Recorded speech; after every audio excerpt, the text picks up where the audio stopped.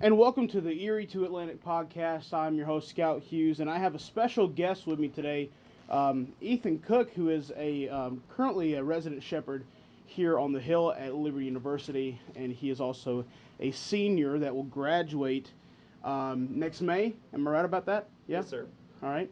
So you've been around at Liberty for a good while, and so you've witnessed a lot of special events that have gone on at Liberty, Liberty University. Yeah. Yeah, that's correct. And one of those special events is, of course, Coffeehouse. Yep. Coffeehouse, a special time where we just come together in vines and sing Christmas songs and take pictures and just overall have a good time with one another. Um, how excited were you for Coffee House to come back, given that we did not have it last year?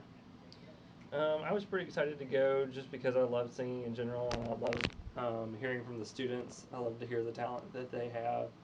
I did miss it a little bit last year, not having it, because the only time I've been before that was twice my freshman year. So I was excited to see it as a senior one last time before I graduate. Yeah.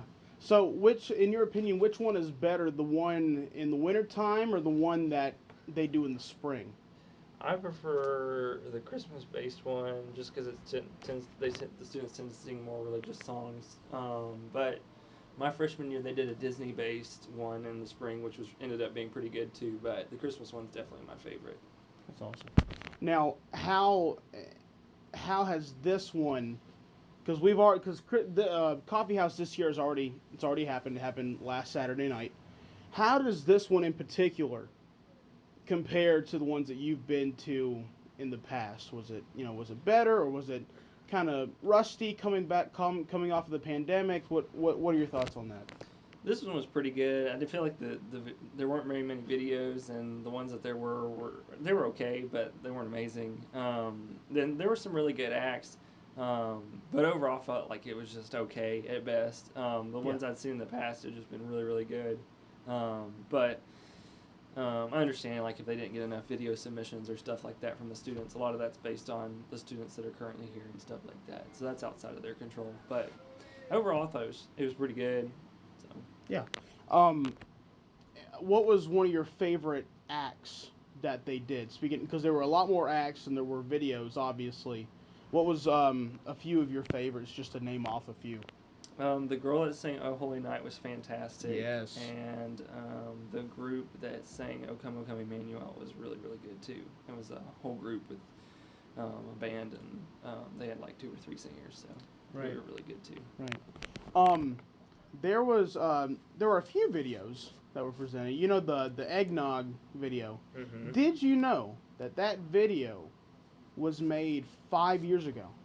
Yeah, I went and looked it up on YouTube after, and I was like, oh wow, this is 5 years old. Because I didn't know that until someone had told me, and then I looked it up for myself. I was like, oh, well, there it is. Yep.